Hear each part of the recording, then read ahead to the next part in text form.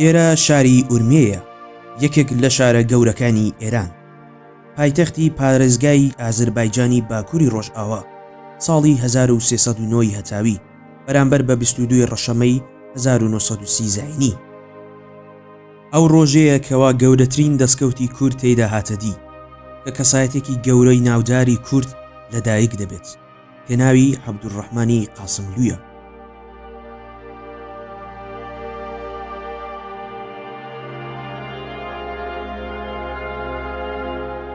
دکتۆر عەبدوڕەحمانی قاسملوو ڕێبەرێکی هەڵکەوتووی پڕ لە شانازی گەلی کورد، کەم نین ئەو خاوەن هەڵوێستانەی کەوا لەو بڕوایەدان گەر هەتا ئێستا زیندوو بووایە بارودۆخی نەتەوەی کورد بە شێوازێکی دیکە دەبوو.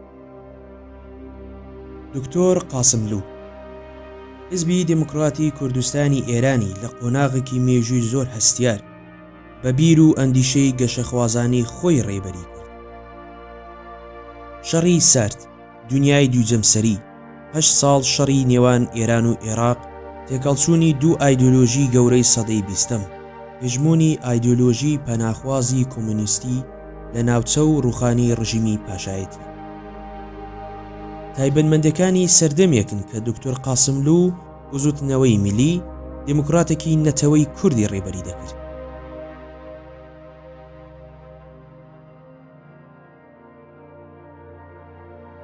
ئاخاوتنی مێژووی شەهید دکتۆر قاسملوو لە میتینگی شاری مەهاباددا.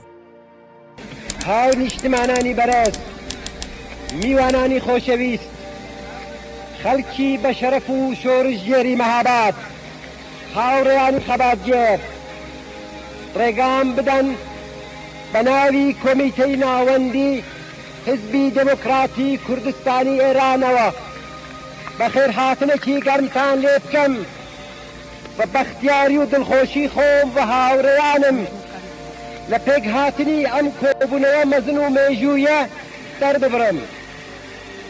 سپاسی هەموو خوشک و برایانی خۆشەویست و میوانانی بەڕێز دەکەم کە زەحمەتیان کێشاوە و لە شارەکانی دوور و نێزیکی کوردستان و ئێرانەوە بۆ بەشداریکردن لەم میتینگەرە لێرە ئامادە بوون. هەروەها سپاسی دانیشتوانی مەهابادی قارەمان دەکەم کە هەم بە بەشداریان لەم کۆبوونەوەدا و هەم بە میوانداریان ئیمکانی تەشکیلی ئەم میتینگە. دکتۆر قاسملوو ڕێبەرێکی خاوەن ئەندیشەی تایبەتە، بەڵام یەکانگیر لەگەڵ بارودۆخی هەرێمەکەی بوو. سۆسیالیزمی دیموکراتیک گرنگترین بیردۆزی و پەرتووکی کوردستان و کورد، گرنگترین بەرهەمی ڕێبەری گەلی کورد دکتۆر عەبدوڕەحمانی قاسملوویە.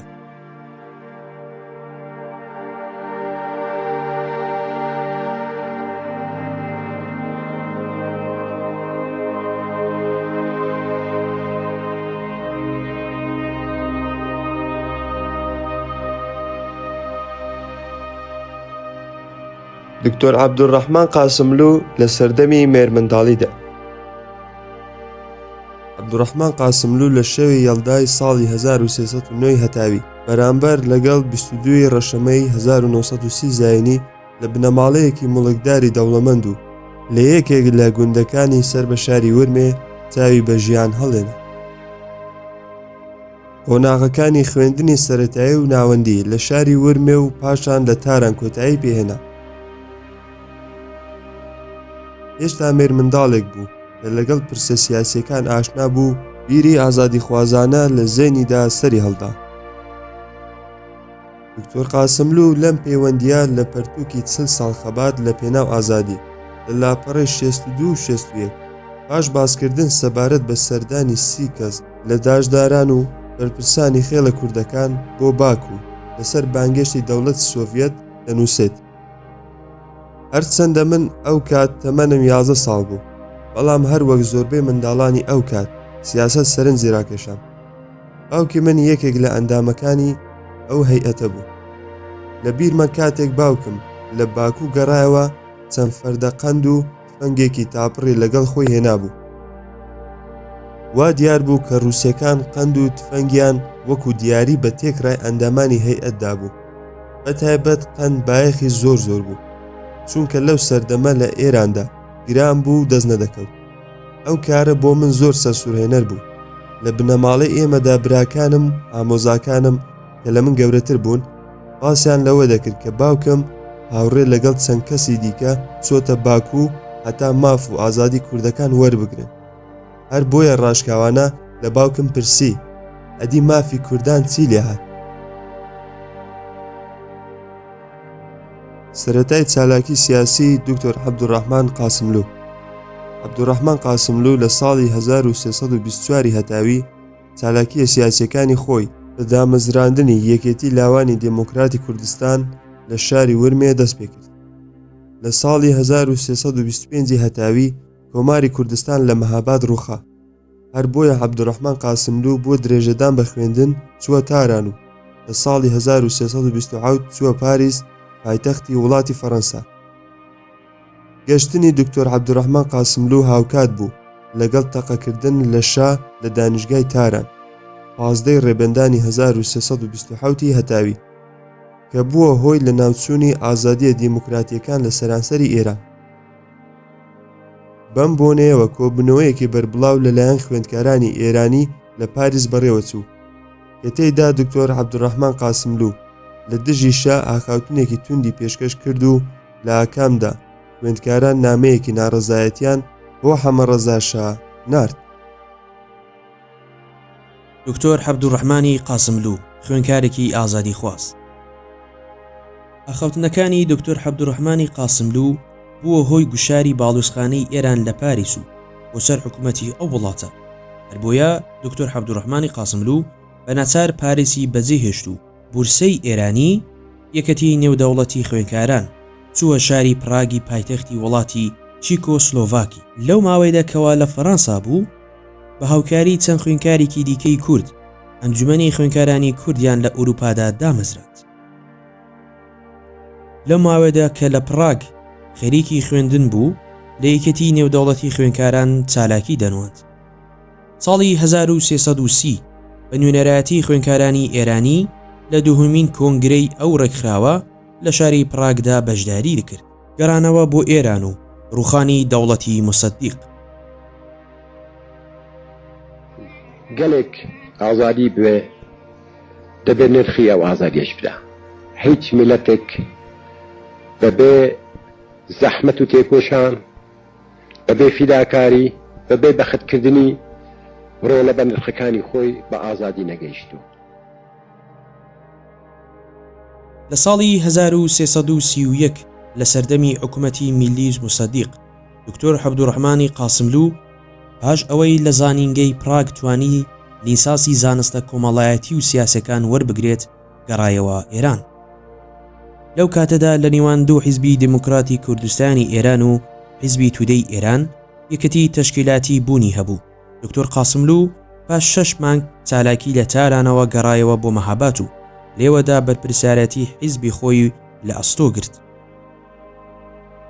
پاش کودەتای 28 گەلاوێژی 1332 هەتاوی بە ناچاری خەباتی نهێنی خۆی لە تاران و کوردستان دەستی پێکرد. لەو ماوەدا دکتۆر قاسملوو سەرپەرستی ڕۆژنامەی کوردستان ئۆرگانی کۆمیتەی ناوەندی حیزبی دموکراتی کوردستانی ئێرانی لە ئەستۆ گرت بوو کە تەنیا 5 ژماری بە شێوەی وشێرا و لێ بڵاو بووبووە. هەر لەو ماوەیەدا بۆ کۆمیتەی سەرانسەری لەمەڕ چالاکی حیزبی دموکراتی کوردستان بە سەرپەرستی خۆی دامەزرات. لە پراگەوە هەتا بەغداد دکتۆر عەبدوڕەحمان قاسملوو پاش 5 ساڵ خەبات و چالاکی سیاسی لە ئێران بە تایبەت لە کوردستان بۆ جارێکی دیکە گەڕایەوە چیکۆسلۆڤاکی. لە ساڵی 1337 پاش سەرکەوتنی شۆڕشی عێراق و کێشەی بزاوی نەتەوەپەرستی لە کوردستانی عێراق هاوڕێ لەگەڵ چەند ئەندامانی دیکەی حیزب هەوڵیاندا وێڕای نیشتەجێبوون لە خاکی عێراق ڕێکخراوەکانی حیزب لە ناوخۆی وڵات ببوژێنەوە. لە ساڵی 1341 هەتاوی دکتۆر عەبدوڕەحمان قاسملوو لە زانستگەی پراگ لێی دکتۆرای ڕشتەی زانستی ئابووری وەرگرت و هەتا ساڵی 1349 لەو زانستگەیەدا وانەکانی ئابووری و سەرمایە و ئابووری سۆسیالیستی و بیردۆزی گەشەی ئابووری گوتەوە. لەو سەردەمەدا دکتۆر عەبدوڕەحمان قاسملوو چەندین پەرتووکی لە پەیوەندی لەگەڵ کێشەی ئابووری کۆمەڵایەتی سیاسی نووسیوە کە ناسراوترینیان کۆپەری کوردستان و کوردە. ڕقی سەرەکی کۆپەری کوردستان و کورد بە زمانی چیکن نووسراوە و هەتا ئێستا بە زمانەکانی ئینگلیزی، سلۆڤاکی، لەهستانی، عەرەبی، فارسی و کوردی وەرگردراوە وە چەندین بەشێکی بە زمانی فەڕەنسی پوخت بڵاوکراوەتەوە. دکتۆر عەبدوڕەحمان قاسملوو شارەزایی تەواوی لەسەر زمانەکانی کوردی، فارسی، تورکی، عەرەبی، فەڕەنسی، ئینگلیزی، چیک و ڕووسی هەبووە، هەتا ڕادەیەک ئاشنایی لەگەڵ زمانەکانی ئەڵمانی و چیکۆسلۆڤاکی هەبووە. سەرەتای 18 ساڵی خەباتی زێڕین ساڵی 1349 هەتاوی پاش دەرکرانی بەیاننامەی 11 مارس و ڕێکەوتنی ڕێبەرانی بزافی کوردستانی عێراق لەگەڵ دەوڵەتی ئەو وڵاتە، کێشەی چالاکی سیاسی لە کوردستانی ئێران ڕووی لە زیادبوون کرد.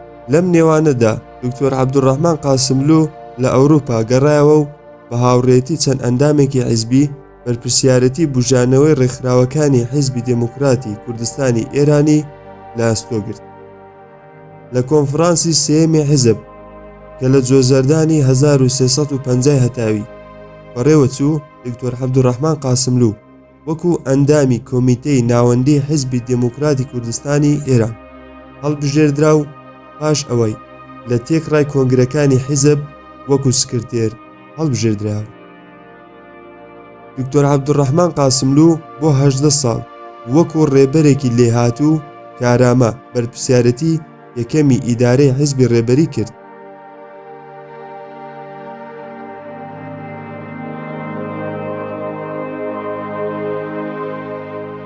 دکتۆر عەبدوڕەحمانی قاسملوو ڕێکەوتی 22 پشپەڕی ساڵی 1368 لە کاتێکدا بۆ چارەسەری ئاشتیانی پرسەی کورد لەگەڵ ژمارەیەک لە نوێنەرانی ڕژیمی ئیسلامی ئێران لە ڤیەن وتوبێژی دەکرد لەگەڵ هاوڕێی تێکۆشەر کاک عەبدوڵڵای قادری ئازەر، ئەندامی کۆمیتەی ناوەندی حیزبی دموکرات بەدەستی نوێنەرانی ڕژیمی ئیسلامی ئێران شەهید کرا. لەو تیرۆرەدا دکتۆر فازڵ ڕەسوول کوردی عێراقی و مامۆستای زانکۆ لە ڤیەن بەدەستی تیرۆریستەکان شەهید کرا. لێرەوە بۆمان دەردەکەوە کەوا دکتۆر عەبدوڕەحمانی قاسملوو لە خەباتی پڕ لە ژیانی بێوەچانی و نەهامەتی و دەستکەوتە یەک لە دوایەکەکانی بۆ ئازادی و بەدەستهێنانی مافی کورد تا دواچرکەکانی لە تێکۆشان بوو کۆڵی نەداوە، بەڵام بەداخەوە لەلایەن ڕژیمی دیکتاتۆری ئێران بەناحەق جوانە مەرگ کرا و تاکو ئێستاش هەر نەمرە و لە دڵی هەموو کوردێکدایە.